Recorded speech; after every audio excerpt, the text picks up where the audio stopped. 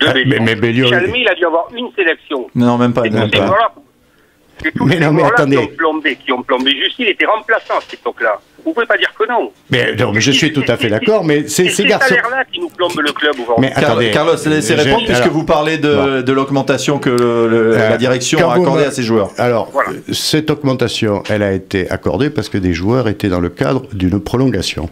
Ça a été fait... Vous pouvez raconter ce que vous voulez, mais vous n'êtes pas là pour... donc vous êtes obligé de me croire sur parole.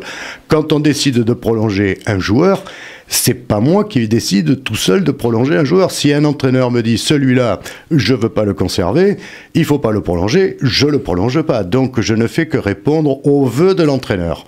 Je vous signale que cette année-là, on est quand même champion de France, que Bélion a marqué pas mal de buts dans le cours de la saison, que le salaire qu'on en a proposé à ces joueurs, mais quand vous me parlez du salaire de Jussier, il est peut-être, à l'époque, et encore aujourd'hui, le 40e ou le 50e salaire en France. Je ne sais pas qu'est-ce que vous imaginez que peut être le salaire de Jussier. J'ai pas à le dire parce que c'est quelque chose qui est privé et que la réponse lui appartient. S'il m'autorise à dire quel est son salaire, je le dirai publiquement. Mais il gagne la moitié ou le tiers du joueur moyen de Marseille ou de Lyon. Vous parlez de... Vous affirmez des choses comme... alors, c'est pas vous qui l'affirmez, puisque vous dites qu'il y a des gens qui le disent sur le net et vous ne faites pas partie de ces gens-là. Que l'on met de l'argent de côté. Mais pourquoi faire?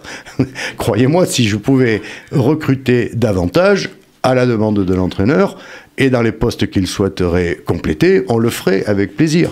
Bon, aujourd'hui, ça n'est pas possible. Ce que je dis simplement, c'est que si c'est pour recruter un joueur moyen qui va prendre la place d'un joueur qui sort du centre de formation et qui a un potentiel chez nous, c'est dommage, c'est tout et c'est pas utile. C'est contre-productif. Voilà, mais je ne sais pas quel fantasme vous pouvez entretenir sur les rapports de l'argent avec le club. Moi, tous les déficits, je l'ai dit tout à l'heure, vous étiez peut-être pas à l'antenne, M6 en 4 ans, plus ou moins sur certaines années, mais à décaisser 40 millions d'euros pour assurer l'équilibre du club. Cette année, on redémarre avec un déficit mais bon, prévisionnel, parce que si notre saison est mieux que ce que l'on l'a comptabilisé, on va améliorer nos comptes comme on les a améliorés l'année dernière. C'est un impératif, quoi. Je veux dire, vous pouvez imaginer qu'une entreprise ou une personne va dépenser comme le fait le Russe à Monaco ou des Qataris qui ont autant d'argent qu'ils veulent. Vous croyez que quelqu'un de sensé, un industriel français, va tous les ans perdre 15, 20, 30 millions pour entretenir un club, monsieur? C'est pas réaliste. On vit une époque difficile, non? On remercie Carlos qui est intervenu. On va retrouver Grégory maintenant au 05 56 38 33 33. Grégory, bonsoir. Allô? Oui, on vous écoute, Grégory. Oui, bonjour. Bon, mais je vous appelle. Bon, en fait, voilà, donc en l'espace de 3 ans, le taux de fréquentation du stade a baissé peut-être de 50%, de 15 000 à 7 000 supporters. Mettons les chiffres clairement. Oui. Bon, ça a baissé de 25%. Bon, je pensais qu'il y avait 15 000 supporters, abonnés, je parle des abonnés en fait. Les abonnés, 7200, c'est ça. Les abonnés, ça a baissé effectivement, pas de 50%, mais ça a baissé, oui. D'accord. Globalement, ce qui compte, c'est le nombre d'entrées qu'on fait pour chaque match et la moyenne que l'on fait en fin d'année, quoi, voilà. Ouais, d'accord, mais bon, quand Bordeaux est le 17e taux de remplissage de L1, ça semble quand même montrer qu'il y a un certain malaise, un certain désamour. Le 17e taux de remplissage, mais d'où vous sortez ça, vous? Ah, ben c'était les chiffres qui étaient publiés sur la saison dernière. Cette année, c'était les chiffres qui étaient publiés sur la LFP. Cette année, il paraît qu'on est 12e déjà après 2 journées, en sachant qu'on a fait un match à guichet fermé contre Monaco. Mais on ne peut pas être 12e quand on a fait guichet fermé contre Monaco. Bon, écoutez, enfin, alors vas-y, allez, non, mais citez pas des chiffres là. Ah ben, vous les sortez d'où, vous, ces chiffres? Vous croyez les avoir lus quelque part? Bon, je ne conteste pas le fait que la fréquentation est en baisse. Et si vous avez lu les vrais chiffres et les vraies statistiques référées. Donnez-les. Ah ben, écoutez, je ne sais pas. Moi, je ne m'amuse pas à me trimballer avec les chiffres, je m'en fous. Ah, vous ne savez pas, vous voulez jamais communiquer sur les chiffres. Mais attends, mais je vais pas te dire, je viens à une émission de radio pour parler foot, je viens pas pour parler fréquentation stade. Bon, mais de mémoire. C'est votre métier quand même, vous êtes le président. Mais je suis pas mon métier déjà pour commencer. Puis en plus, répondre à une question sur la fréquentation, mais je peux vous inventer un chiffre que vous connaîtrez, vous serez incapable de vérifier. Moi j'ai envie de savoir qu'est-ce que vous avez comme solution pour refaire venir les gens au stade. Voilà. Ben, écoutez, déjà, si je pouvais... Quelle solution vous proposez? Alors attendez, on va commencer par répondre à votre question. Dans l'absolu, puisqu'il n'y a pas de chiffres à annoncer, il suffit de regarder le site de la Ligue de football professionnel, là vous trouverez les vrais chiffres, pas les machins qui traînent à droite et à gauche. Bon, ensuite, si vous lisez ces chiffres, vous verrez qu'il y a beaucoup de stades et de clubs qui sont dans la même situation que nous. Au cas où vous ne le sauriez pas, il y a une crise économique qui est par là, et bon, il y a des gens qui viennent moins au football parce que ils ont moins de budget à consacrer aux loisirs. Ça, c'est déjà une désaffection du public, bon, qui est générale. Et peut-être qu'à Bordeaux, en ce moment, il y a des gens qui estiment que le spectacle ne leur convient pas. Très bien, ça, écoutez, c'est comme ça. Alors, ça va pas forcément durer éternellement. Tout le monde me parle du stade en 2015, mais quoi, l'équipe de 2015, qui la connaît aujourd'hui? Personne. Donc, voilà, parlons du présent, et c'est déjà suffisant.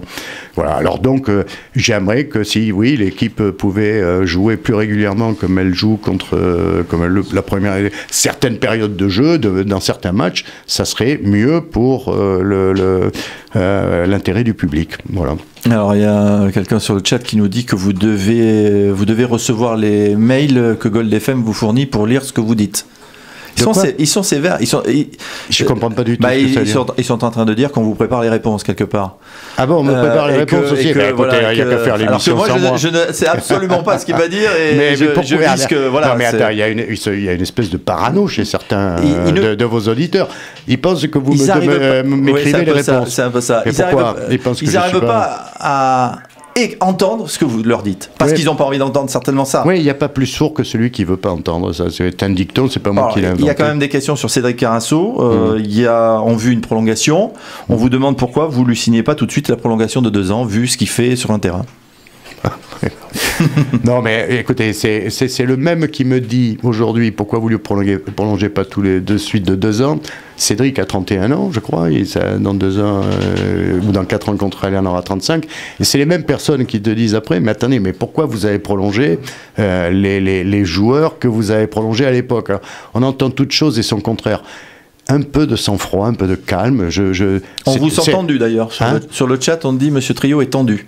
Pas tendu, mais agacé par la mauvaise foi de certaines personnes.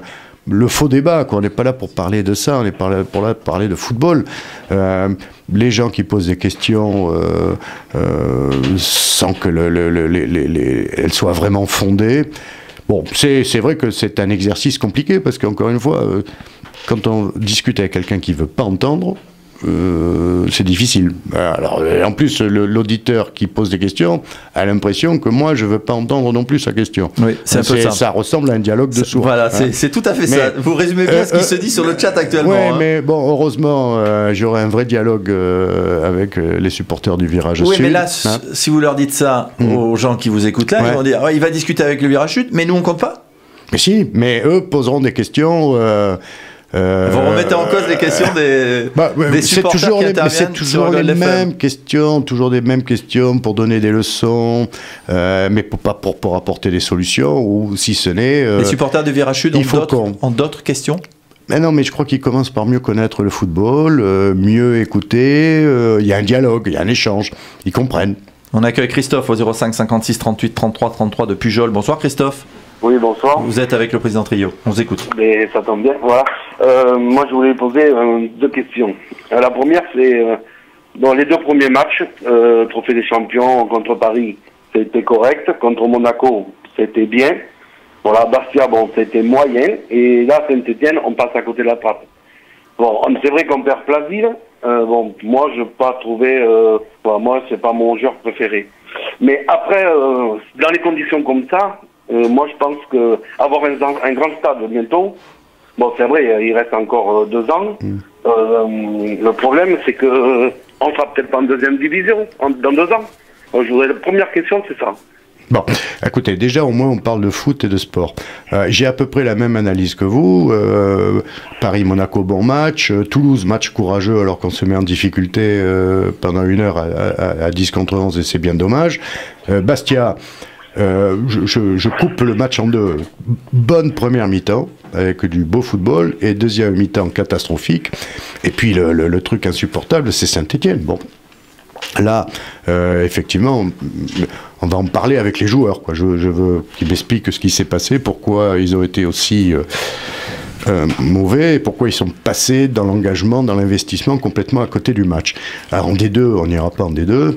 Je pense qu'il y a... C'est ce que vous dites, c'est ce que vous dites. Bah, écoutez, ça fait 17 ans que je suis là, qu'on me promet d'abord qu'on dit qu'on est nul, qu'on est toujours des mauvais, malgré les titres que l'on gagne, que l'on me promet... Ah, mais des fois, l'année dernière, vous avez bien... on a bien vu... Bon, après, je vous dis ça comme ça. Vous avez bien dit, des fois, vous avez dit que c'était une équipe presque de chèvres, quand même, que vous avez. Ah, ben, quand ils me plaisent pas et qu'ils jouent mal, je leur dis pas qu'ils sont bons. Hein, mais voilà, je pense... Moi, je fais partie d'une équipe de football, et bon, je suis vice-président, et je suis entraîneur. Bon, c'est peut-être pas la même catégorie, c'est du sport sur le loisir, mais on joue contre des équipes d'Ambarès, tout ça, qui ont Clermont Blanc, tout ça, qui ont de bons joueurs, et moi, je sais pas, il y a des joueurs chez nous, et ils ont 50 balais, et ils jouent aussi bien que des joueurs de chez vous. Non, bon, écoutez, là, je vous crois quelqu'un de raisonnable, là, vous l'êtes plus.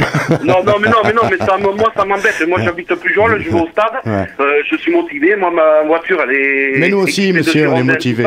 On est motivé. Voilà, mais vous êtes le président, voilà, maintenant... on est motivé, enfin, écoutez, est-ce que vous croyez que, en dehors de 2 saisons en 17 ans, où on a fini 12e et 15e, on a toujours été, plus ou moins, enfin, presque toujours dans les places européennes. On a quand même un palmarès qui est là. Il y a des joueurs qui ont de la qualité. Vous me parlez de Plasil tout à l'heure.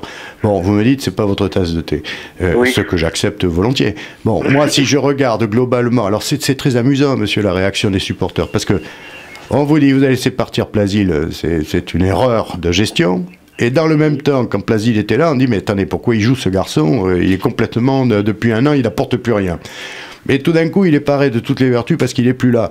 C'est toutes ces contradictions chez les supporters qui me surprennent parfois et qui peuvent me faire réagir.